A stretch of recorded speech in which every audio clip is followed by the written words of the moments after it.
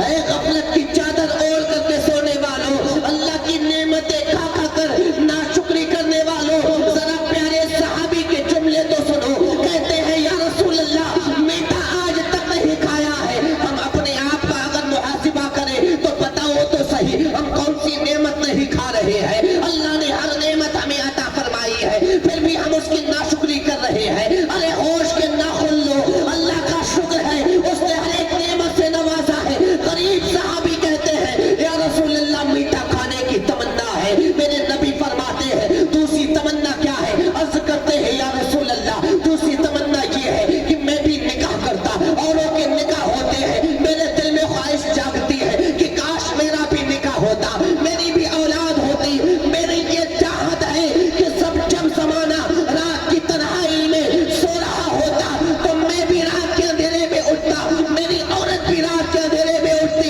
یہ ساری دنیا سو رہی ہوتی، ہم اپنے رب کی بارگاہ میں پیشانی خم کر کے اسے راضی کر رہے ہوتے۔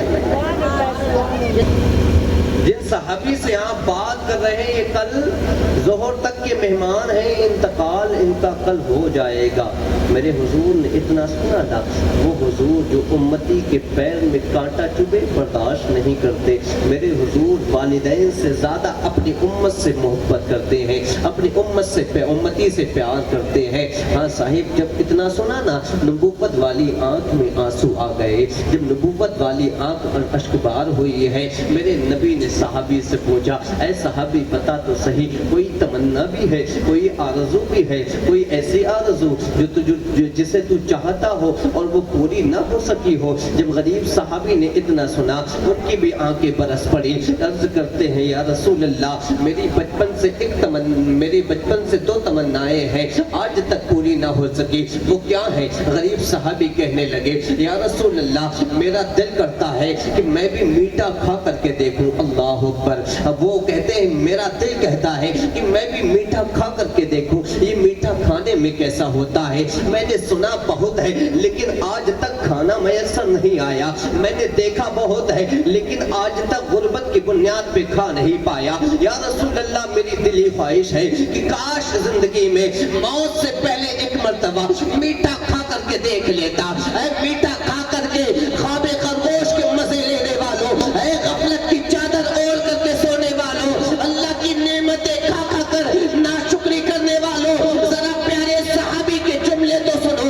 کہتے ہیں یا رسول اللہ میٹھا آج تک نہیں کھایا ہے۔ ہم اپنے آپ کا اگر محاسبہ کریں تو بتاؤ تو صحیح ہم کون سی نعمت نہیں کھا رہے ہیں؟ اللہ نے ہر نعمت ہمیں عطا فرمائی ہے، پھر بھی ہم اس کی ناشکری کر رہے ہیں۔ ارے ہوش کے ناخن لو، اللہ کا شکر ہے اس نے ہر ایک نعمت سے نوازا ہے۔ غریب صحابی کہتے ہیں یا رسول اللہ میٹھا کھانے کی تمنا ہے۔ میرے نبی فرماتے ہیں دوسری تمنا کیا ہے؟ عرض کرتے ہیں یا رسول اللہ دوسری تمنا یہ ہے کہ میں بھی نکاح کرتا، اوروں کے نکاح ہوتے ہیں، میرے دل میں خواہش جاگتی ہے کہ کاش میرا بھی نکاح ہوتا، میری بھی اولاد ہوتی۔ میری یہ چاہت ہے کہ سب جب زمانہ رات کی تنہائی میں سو رہا ہوتا تو میں بھی رات کے اندھیرے میں اٹھتا، میری عورت بھی رات کے اندھیرے میں اٹھتی، یہ ساری دنیا سو رہی ہوتی، ہم اپنے رب کی بارگاہ میں پیشانی خم کر کے اسے راضی کر رہے ہوتے۔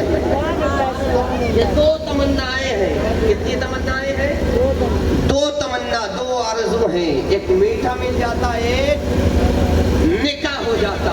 سنیں اللہ جب اتنا سنا نا میرے حضور نے، آقا کریم صلی اللہ علیہ وسلم نے آواز دی جاؤ کوئی میرے عثمان کو بلا کر لاؤ۔ حضرت عثمان غنی کو بلایا گیا، حضرت عثمان دوڑے دوڑے آتے ہیں، آنے کے بعد حضور کی بارگاہ میں حاضر ہوئے ہیں۔ میرے نبی نے ارشاد فرمایا تھا اے عثمان اپنے خزانے کے تالوں کو آج کھول دو، اے عثمان اپنے خزانے کو آج نکال لو، اور اس خزانے کو لگا کر کے آج ایک ایسا میٹھا تیار کرو نہ کسی آنکھ نے دیکھا ہو، نہ کسی زبان نے چکھا ہو، اتنا قیمتی میٹھا تیار کیا جائے۔ حضرت عثمان غنی جاتے ہیں، اپنے مال میں سے مال نکالتے ہیں، ایک ایسا حلوہ تیار کرتے ہیں جو شاید مکے مدینے میں کسی نے نہیں کھایا تھا، ایک ایسا عمدہ حلوہ تیار کرتے ہیں۔ ادھر عثمان غنی حلوہ تیار کر رہے ہیں، ادھر حضرت عمر فاروق اعظم کو میرے نبی کا حکم ملتا ہے اے عمر ان کے چچا کے پاس جاؤ اور ان سے کہنا میں پیغام لے کر کے آیا ہوں،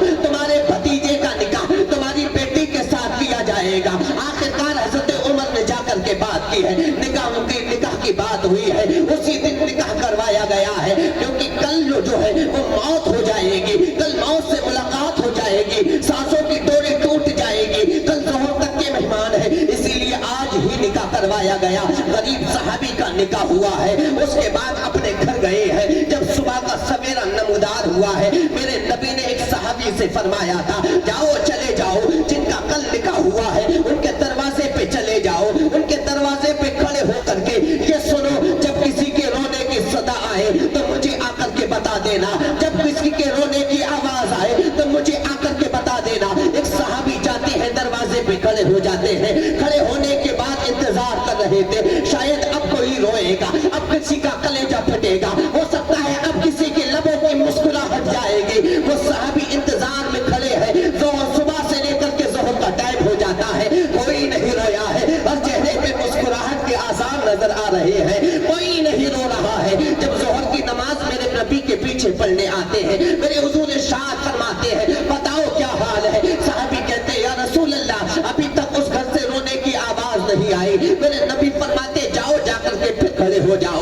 وہ صحابی جاتے ہیں, دروازے پہ کھڑے ہو جاتے ہیں. پھر ظہر سے عصر تک کا وقت گزر گیا, لیکن کوئی روتا ہوا نظر نہیں آیا ہے. جب کوئی نہیں رویا, صحابی عصر کی نماز میرے نبی کے پیچھے پڑھنے آتے ہیں, اور جب جماعت مکمل ہو گئی ہے, نماز ہو گئی, میرے نبی نے مڑ کے دیکھا, صحابی آ گئے. نبی فرماتے ہیں, اے پیارے ذرا بتاؤ تو صحیح, اب کوئی اس گھر میں رویا ہے کہ نہیں رویا. میرے اس صحابی نے کہا تھا, یا رسول اللہ, اب بھی کوئی نہیں رویا ہے.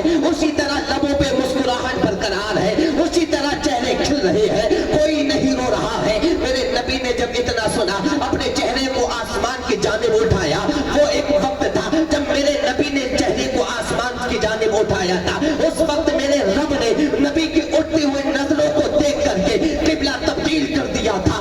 آج بھی میرے نبی نے نگاہ اٹھائی ہے, نگاہ نبوت جب آسمان کی طرف بڑی اٹھی ہے, میرا رب فرماتا ہے, اے محبوب, تمہارا آسمان کے جانب اٹھتے ہوئے چہرے کو ہم دیکھ رہے ہیں. محبوب, بتاؤ تو صحیح کیا بات ہے. میرے نبی عرض کرتے ہیں, اے رب کائنات, تیرا قانون ہے, بدلتا نہیں ہے, تیرا قانون رد و بدل سے پاک ہے. پھر بتا تو صحیح, کہتے ہیں جبرائیل کل آئے تھے, آ کر کے بتا کر کے گئے تھے, میرے اس صحابی کی آج ظہر کے ٹائم موت ہو جائے گی. اے مالک و مولا, ظہر کا وقت گزر گیا ہے, ابھی تک مرا نہیں ہے. ظہر کا وقت گزر گیا, ابھی تک موت کا فرشتہ نہیں آیا. وجہ کیا ہے, سبب کیا ہے؟ تو میرا رب ارشاد فرماتا ہے, اے محبوب, اس لمحے کا کیا کروں جس لمحے میں اس نے مجھے راضی کر لیا. اس لمحے میں اس نے مجھے راضی کر لیا.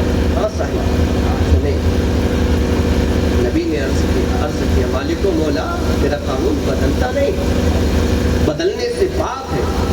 ظہر تک تو انتقال ہو جانا چاہیے تھا, کیونکہ جبرائیل بتانے آئے تھے, لیکن مولا ظہر بھی گزر گئی, عصر بھی گزر گئی, ابھی موت کے فرشتے نہیں آئے, ملاقات نہیں ہوئی, سانسوں کی ڈوری نہیں ٹوٹی.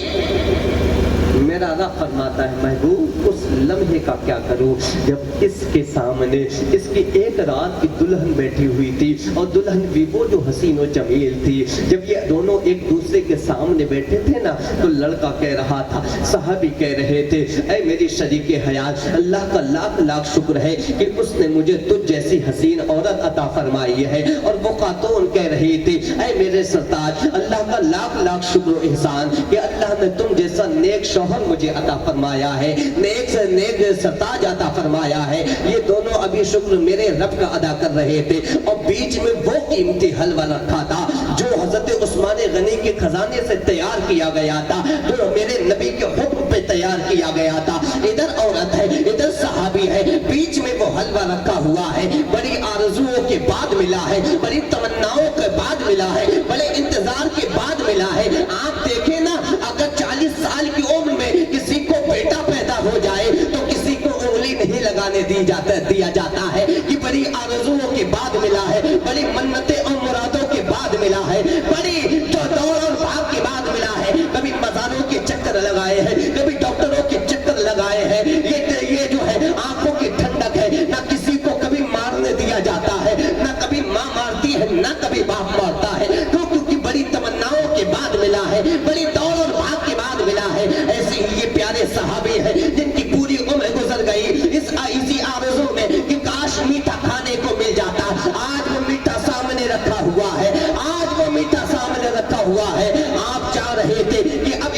کو کھایا جائے اسی کی جانب دیکھ رہے تھے کہ اچانک ایک صدا دروازے سے آ جاتی ہے کوئی اللہ کے نام پہ جو دے دے، ہے کوئی جو اللہ کے نام پہ کچھ عطا کر دے۔ جب اتنا غریب صحابی نے سنا ہے، نہ ادھر دیکھا نہ ادھر، اسی حلوے کو اٹھایا اور اٹھانے کے بعد اس فقیر کو دے دیا، اس مانگنے والے سائل کو دے دیا، وہ لے کر کے چلا گیا۔